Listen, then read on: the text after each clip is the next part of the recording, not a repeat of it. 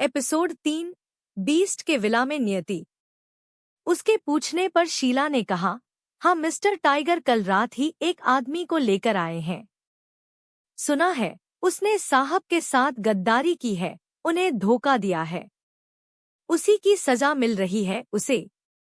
अब तुम तो 2 दिन से काम पर नहीं आई। वैसे तुम थी कहाँ?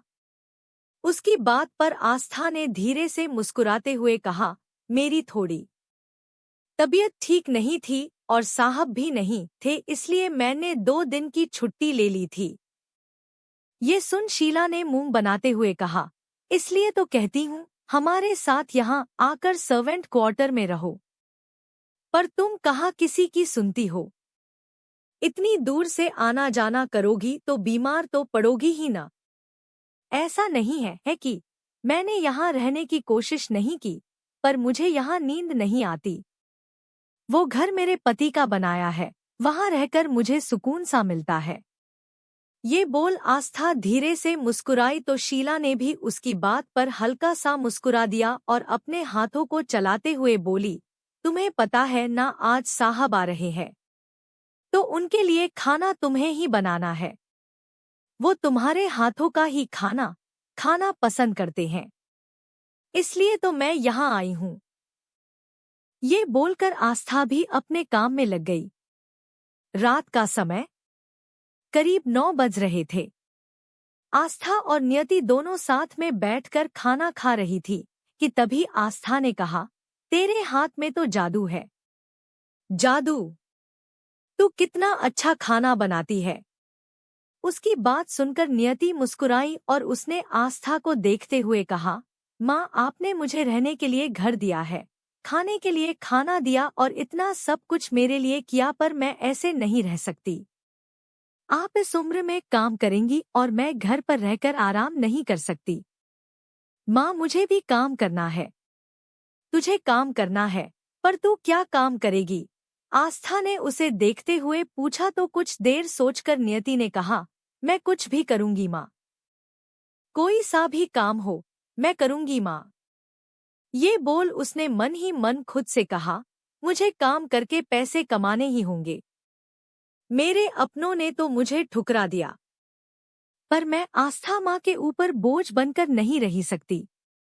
उसकी बात पर आस्था भी सोचने लगी थी और उसने सोचते हुए खुद से कहा, नियति को खाना अच्छा बनाना आता है, क्यों ना कल मैं इसे भी अपने साथ ले जाऊं और शीला से इसकी काम की बात करके इसे भी वहीं काम पर लगवा दूं। जवान लड़की है और खूबसूरत भी कितनी है, मेरे साथ रहेगी तो मैं इसका ख्याल रख पाऊंगी। ये सोच उसने नियति से कहा, तुझे काम करना है ना तो तू कल मेरे साथ चलना।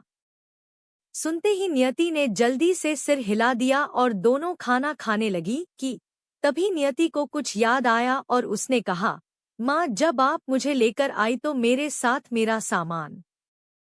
वो अभी बोल ही रही थी कि इतने में ही आस्था ने उसे बीच में रोकते हुए कहा, तेरा सामान तो वहां नहीं था।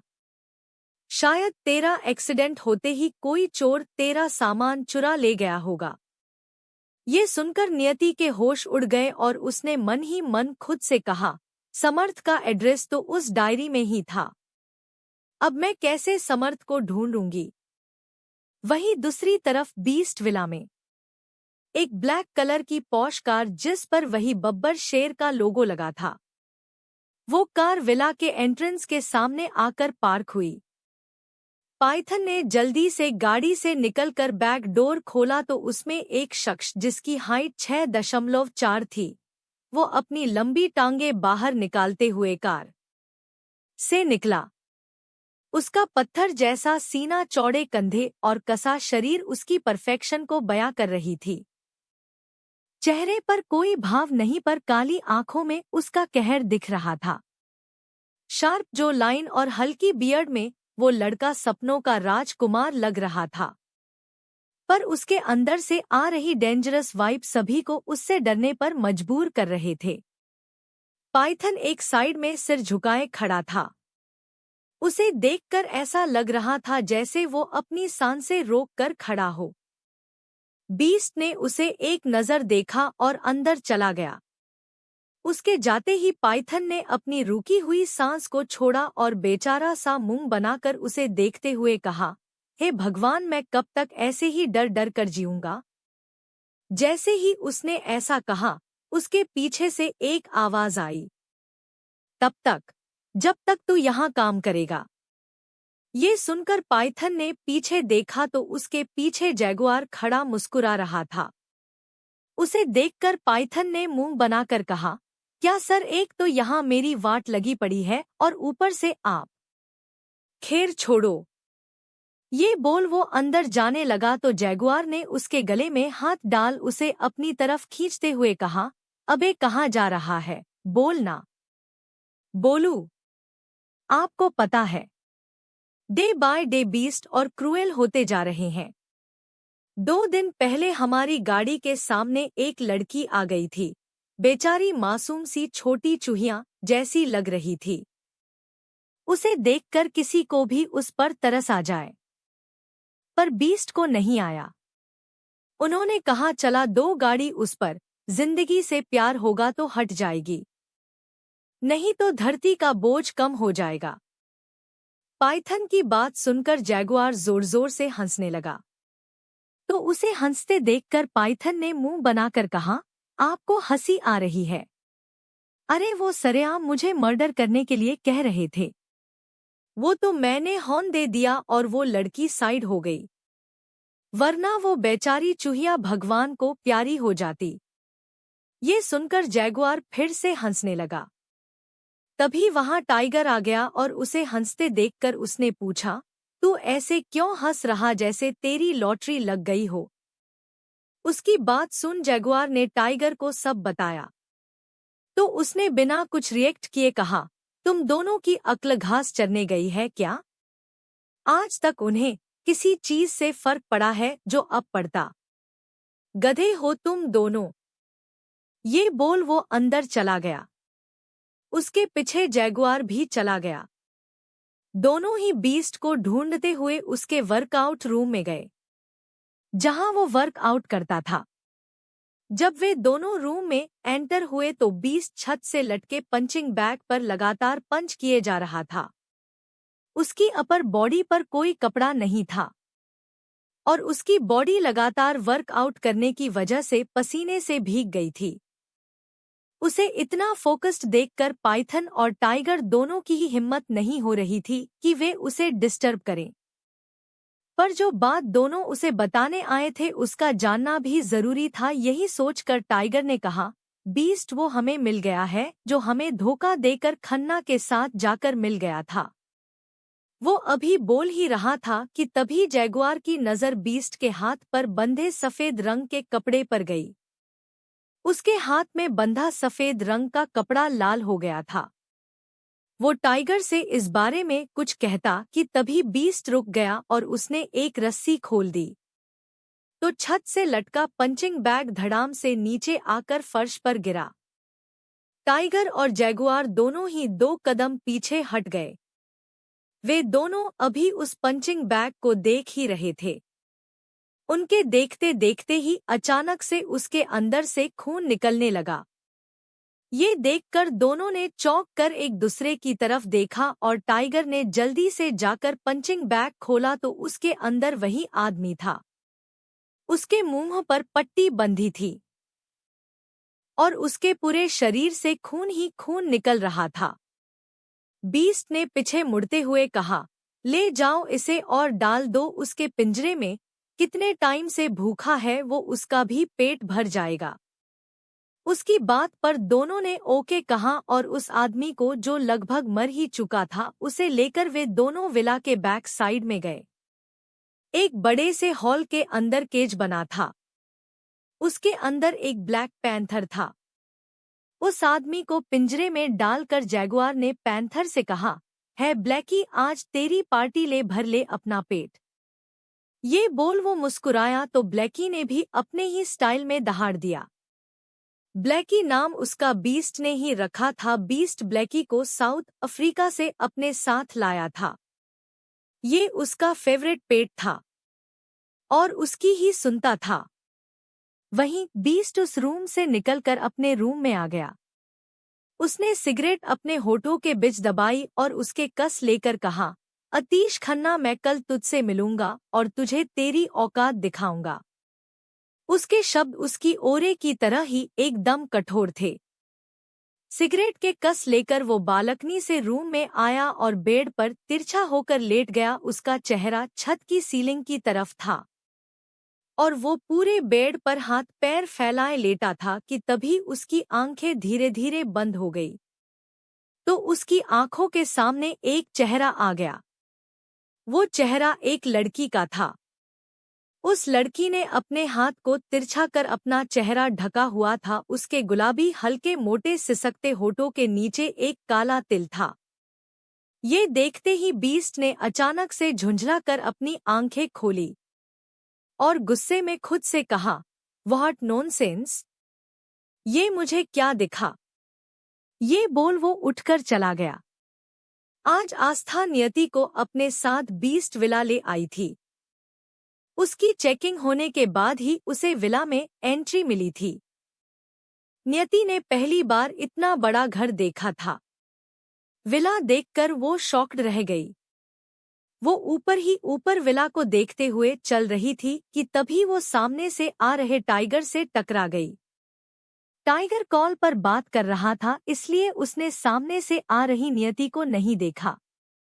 दोनों के टकराते ही टाइगर का फोन नीचे गिर गया। ये देखकर नियति ने जल्दी से उसका फोन उठाते हुए कहा, सॉरी, मैंने देखा नहीं।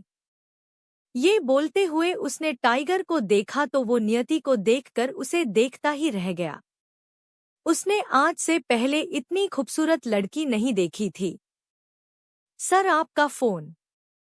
नियति ने उसे फोन देते कहा तो टाइगर उसकी आवाज सुनकर अपने सेंस में आया और उससे पूछा, तुम कौन हो और यहाँ क्या कर रही हो? ये सुनकर नियति डर गई। उसे समझ नहीं आ रहा था वो इसका क्या जवाब दे कि तभी आस्था ने पीछे से आते हुए कहा, टाइगर बेटा, ये नियति है, मेरे साथ आई है। उसकी बात पर टाइगर ने आस्था की तरफ देखते हुए कहा, आस्था आंटी, आप जानती हैं ना, यहाँ कोई लड़की नहीं आती। फिर आप इसे क्यों ले आई? अगर उन्हें पता चला तो जानती है क्या होगा। मैं बात करूंगी साहब से इसके काम की। आस्था की बात पर टाइगर ने झुंझलाते हुए कहा, काम? पहले इसे कहीं छुपाइए। ये उनके सामने नहीं आनी चाहिए और इसकी बात भी आप शाम को करना। पहले आप जल्दी से उनका नाश्ता तैयार करिए, हमें एक इम्पोर्टेंट मीटिंग में जाना है। आस्था ने उसकी बात पर कुछ नहीं कहा और सिर हिला दिया। टाइगर के जाने के बाद आस्था ने नियति से कहा, बेटा, यहाँ से दाईं ओर मुड़कर सर्वेंट क्वार्टर आएगा, तू वहां चली जा, मैं वहीं तुझसे आकर मिलती हूँ। नियति ने कुछ नहीं कहा और सिर हिलाकर चली गई। वो कुछ दूर चली ही थी कि तभी उसने रास्तों को देखते हुए कहा, यहाँ से कहाँ जाना था, मैं तो भूल ही गई। ये बोल वो इधर-उधर देखते हुए जाने लगी तो वहीं सामने से कान में लगे ब्लूटूथ से कॉल पर बात करते हुए बीस्ट आ रहा था। उसकी नजरें अपने फोन में थी और वो फोन चलाते हुए आ रहा था। तभी से उसके कंधे से अचानक ही नियति को टक्कर लग गई।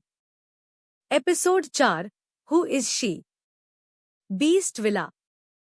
टकराते ही जहां बीस्ट को कोई फर्क नहीं पड़ा तो वहीं नियति अपने पैरों पर खड़ी नहीं रह पाई। वो धड़ाम से नीचे गिर गई और उसका दुपट्टा उड़कर उसके चेहरे पर आ गया। वो फर्श पर हाथों के सहारे बैठी हुई थी। उसका दिल जोरों से धड़क रहा था कि तभी उसने मुंह बनाते हुए खुद से कहा, ये क्या था? ये आदमी है या चट्टान? मैं टकराते ही नीचे गिर गई और ये अभी तक अपने दोनों पैरों पर खड़े हैं। नियति दुपट्टे के पीछे से ही बीस्ट की दिख रही हल्की झलक को देखते हुए बोल रही थी। वहीं बीस्ट नियति को घूर कर देख रहा था। उसके चेहरे पर दुपट्टा होने की वजह से वो उसका चेहरा नहीं देख पा रहा था, पर उसकी आंखें, वो एक टक उसे गुस्से में घूर रही थी। कौन हो तुम और यहाँ क्या कर रही हो? जैसे ही बीस्ट की गुस्से भरी आवाज नियति के कानों में गई, वो डर से बुरी तरह सिहर गई। आवाज सुनकर उसकी धड़कनें और तेज हो गई कि तभी उसे खामोश देखकर बीस्ट माथे पर सिलवटे समेटे उससे फिर बोला, मैं तुमसे कुछ पूछ रहा हूं, जवाब दो मुझे। तुम मेरे घर में क्या कर रही हो?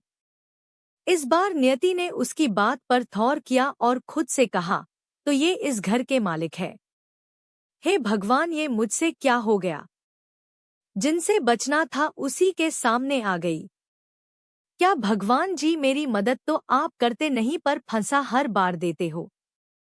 अब कैसे बचूं मैं इस बीस्ट से? अरे जिसका नाम ही बीस्ट है, वो कितना डरावना होगा। अच्छा है, मुझे इनका चेहरा साफ नहीं दिख रहा, वरना मैं तो इन्हें देखकर ही मर जाती। वो अभी खुद से बोल ही रही थी कि तभी एक और आवाज गूंजी, बीस्ट। किसी के पुकारने पर बीस्ट पीछे मुड़कर देखने लगा। तभी नियति मौके का फायदा उठाकर वहां से गायब हो गई। जैगुआर बीस्ट के पास आया और उसे देखते बोला, मैम का फोन आया था, वो नेक्स्ट मंथ वापस आएंगी। उसकी बात सुनकर बीस्ट ने कहा, ये लड़की कौन है और यहाँ क्या कर रही है? जैगुआर इधर उधर देखने लगा, पर उसे कोई नहीं दिखा।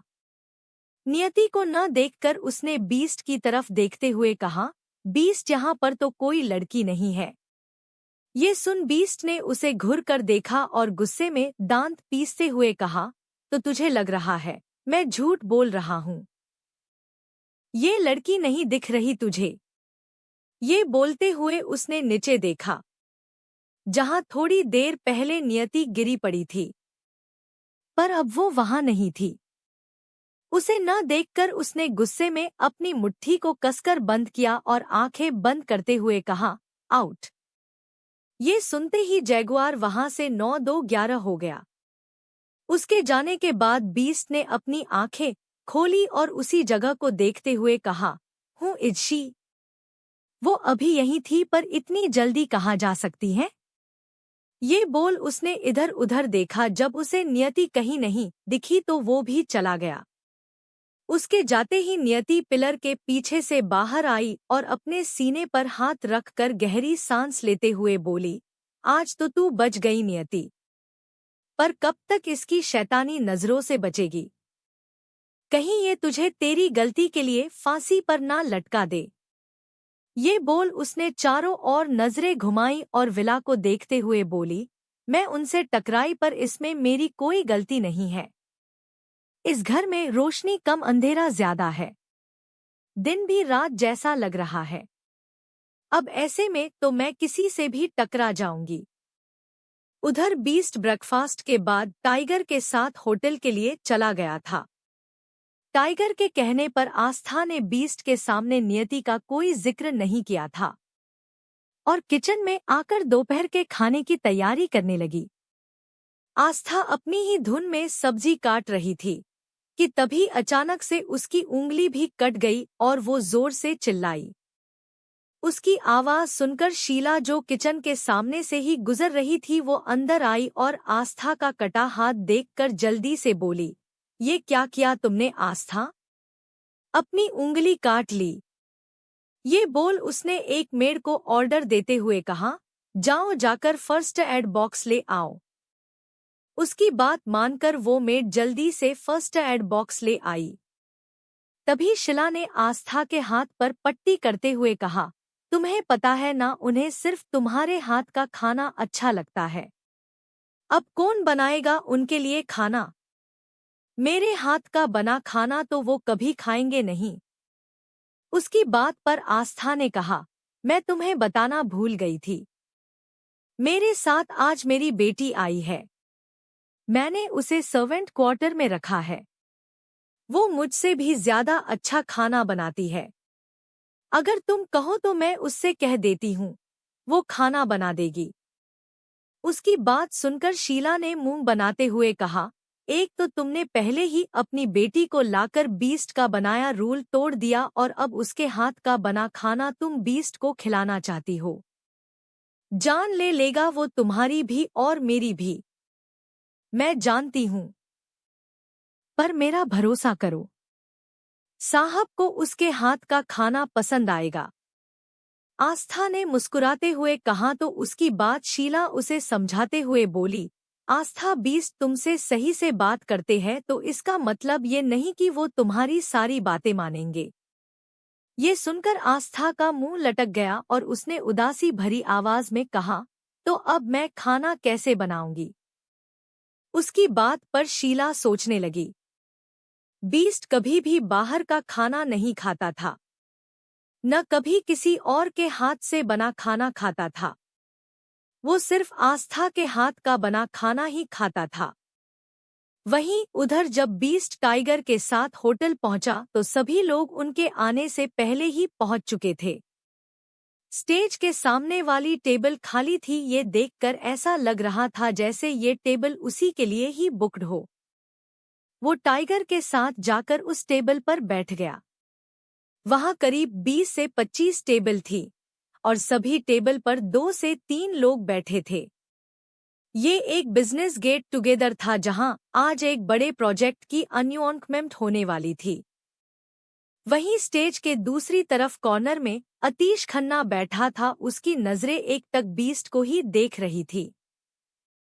जब से वो आया था, अतीश खन्ना तब से उसे ही देखे जा रहा था कि तभी कुछ लोग स्टेज पर आए और उनमें से एक ने अनाउंसमेंट करते हुए कहा, टैलेंटेड तो यहाँ सभी लोग हैं और आप सबके प्रेजेंटेशन भी बहुत अच्छी थी, पर ये प्रोजेक्ट किसी एक को ही मिल सकता है। यकीन मानिए हमें भी ये डिसीजन लेने में बहुत मुश्किल हुई थी, पर हमने उस टैलेंट को ढूंढ लिया है जो इस प्रोजेक्ट को सही मायनों में डिजर्व करता है। उस शख्स ने बहुत ही कम टाइम में बिजनेस की दुनिया में अपनी एक अलग पहचान बनाई है, तो इस गवर्नमेंट हॉस्पिटल को बनाने का प्रोजेक्ट भी उसे ही मिलता है। ये प्रोजेक्ट चौहान कंस्ट्रक्शन को जाता है।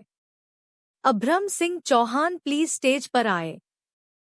ये सुनते ही तालियों का शोर पूरे हॉल में गूंजने लगा। वहीं अतीश खन्ना ने अभ्रम को गुस्से में देखते हुए दांत पीसकर कहा, अभ्रम नहीं, इसे तो उसके उसी नाम से बुलाओ जिस नाम से इसने लोगों में अपना डर बना रखा है। पूरा दिल्ली शहर उसे उसी नाम से तो जानता है, बीस्ट।